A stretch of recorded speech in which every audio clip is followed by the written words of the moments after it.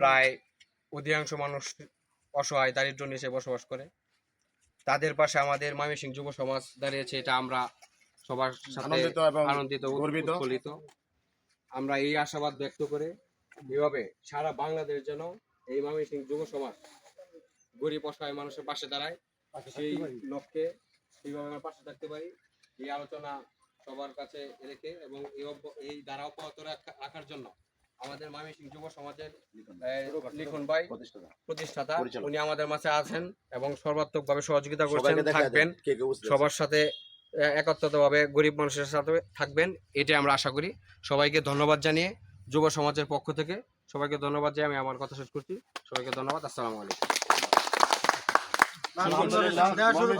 সমাজের পক্ষে কিছু কম্বল বিতরণের ব্যবস্থা করা হয়েছে। আমাদের বড় ভাই সদর লিখন ভাই, উনি ময়মনসিংহ যুব সমাজের একজন মানে কল্যাণ সংস্থার একজন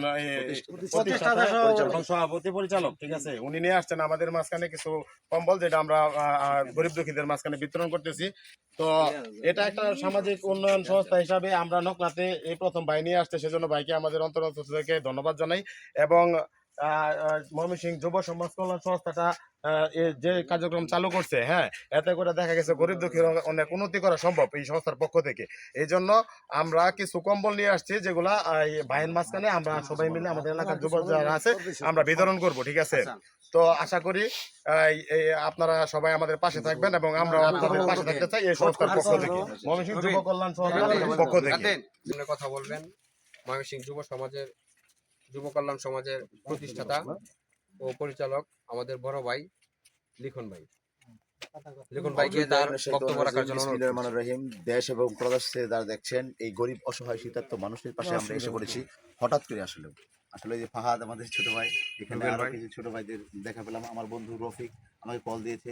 আসলেও আমরা এই ময়মনসিংহ যুব সমাজ কল্যাণ সংস্থার পক্ষ থেকে সারা বছর ব্যাপী ইনশাল্লাহ চালু থাকবে। আপনারা দোয়া করবেন এবং আপনাদের এই দেখুন, এই অসহায় মা, বৃদ্ধ মা বাবা কিভাবে না খেয়ে থাকে, এদের সুখ যদি, এদের জন্য যদি আমরা একটু চেষ্টা করি, এই যুব সমাজ উন্নত হয়ে যাবে।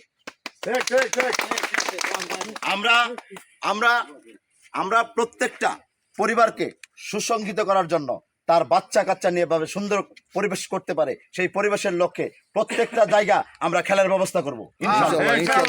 সকলে ভালো থাকবেন, সুস্থ থাকবেন, গরিব অসহায় মানুষদের পাশে থাকবেন। আমরা সব সময় থাকবো, আমরা প্রতিজ্ঞাবদ্ধ হলাম। ইনশাআল্লাহ আমরা খুশি হইলাম।